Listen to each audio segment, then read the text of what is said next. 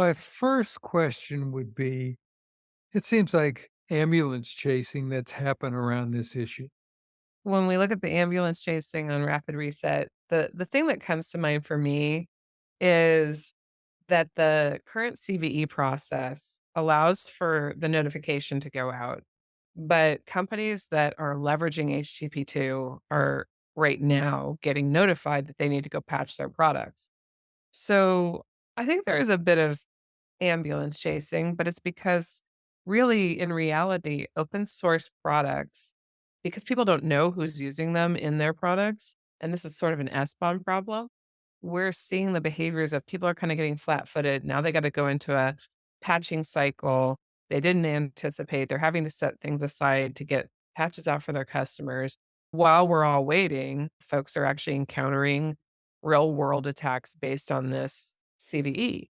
The current process is probably sort of not working for open source that's deeply critical or a core component part of software that's out there. When that's widespread, that actually can cause us to see the behaviors of you need something right now to keep up and running while all of your vendors are figuring out how to provide you a patch to put the capabilities that you have back into working order. That's what we're seeing right now. One of the things that you and I both had difficulty with in the series of articles as we were researching this, it took some digging to find somebody who was telling you what you should do about it.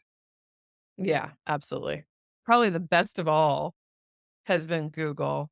I would like to see the industry be a little bit more actionable about what's happening because if you had to parse this one out to really understand it, I came to the realization of is if you do have companies that you work with or vendors that you work with, and they're getting told right away, all of a sudden they have a CVE they have to go deal with, it is going to set a whole bunch of things behind.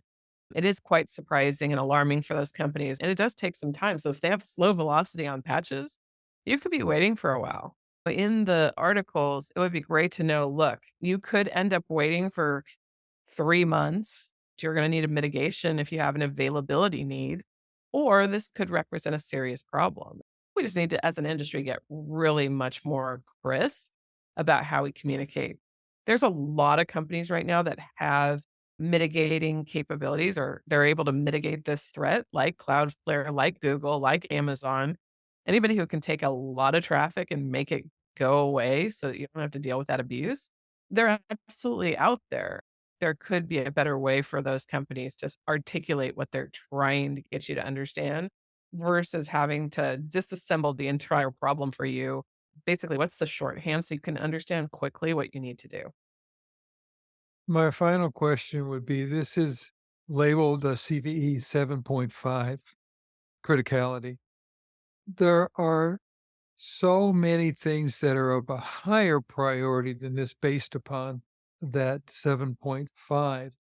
Was this just an easy market piece for visibility, or is it really worth putting it in front of other things that you're trying to mitigate? This is where I get a little bit bothered by CVSS. I'm one of those folks that looks at it and says it's an interesting number. Right now, the geopolitical climate suggests that any availability issues that you might have, or any availability weaknesses you might have, could be really useful to set back the technology industry or providers, suppliers, anything that's out there. This is where I think 7.5 is interesting, but for some companies, it could be a 10 in their minds because if an adversary could take them down, that could be a pretty critical event. This is why some of the CDSS doesn't really work. The adversaries of one company are going to be different than the adversaries of another company. The adversaries of a government entity versus the adversaries of a small mom and pop shop vary. And so 7.5 is not very useful when it comes to the differences and variances in how those companies and organizations are going to need to actually protect themselves. In my mind, if you're a government entity and you have this problem, this is a solid 10. Get off your butts, go figure it out, mitigate your threats. If you're a mom and pop shop, you might be caught up in the fallout should you go sign up for, say, Cloudflare, Google's DDoS capabilities, or any of these things? I think the answer back to you is gonna be how much risk are you willing to take not having a mitigation while these companies are figuring out how to patch. I think you hit it pretty well from my perspective. When I first read about the attack, it came to mind that this might just be a proof of concept. It was a relatively small botnet, 20,000 as opposed to millions of a botnet. It's almost a test of if we wanted to take down a national infrastructure, could we use this technique?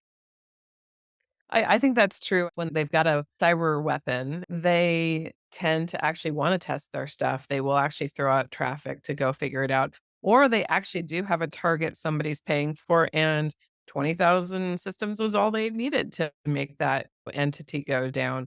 We've seen some availability outages over the last couple of weeks that have been decently significant and interesting depending on where you are in the world right now.